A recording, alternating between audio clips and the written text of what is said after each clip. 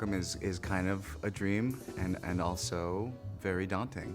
I look up to this figure, this myth, in so many different ways. So that's kind of ever present. Like, I get to do this. Oh my gosh, I have to do this, are both happening. But I think the biggest lesson for me in this is, this man is a philosopher. He's so charming. He has such a way of delivering his message, but he is really wielding ideas. And I think the Black community has missed out on this brilliant mind. Malcolm is a father of 6 girls, and that's not the light that I've always seen him painted in. That I think that I kind of had a big hole in my education going through the American school system, where I was like, Malcolm, he's on some building names, but we obviously like this other dude, King, much more.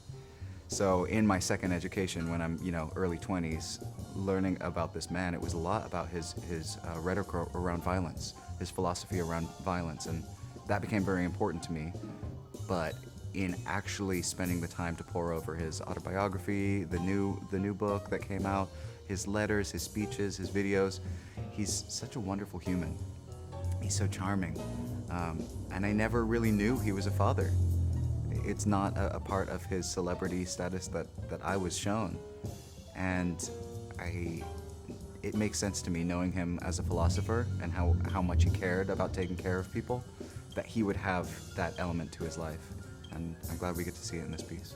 So playing Malcolm X is very daunting, and they're big ideas that we're chewing on in this piece, but in a way, like in Black culture, there's a straight talk. So these ideas that I actually am having these conversations in my other diverse circles, but the straight talk that I feel Malcolm has allowed me to bring to it, we're just in on the conversation.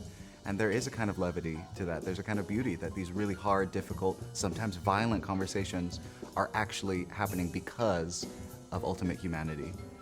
So there's joy in the show and there's love in the show, and that is just as important as the philosophy is violence. That's just as important as by any means necessary. It's by any means necessary because I am so moved to do this thing. So yeah, I think it's not just daunting for me. There is a lot of emotions in there. So I love political theater, and I think that,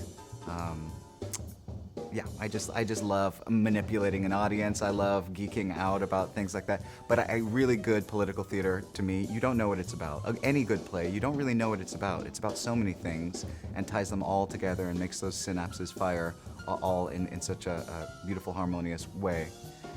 And what was the question?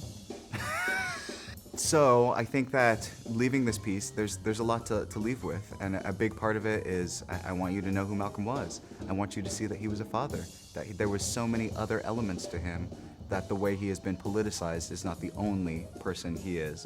But ultimately, I want the audiences to leave with what Malcolm wanted us to leave with his message, with his philosophy. This philosophy that I feel like in so many ways has been erased from my life, erased from my school system, so I know other people have a similar experience.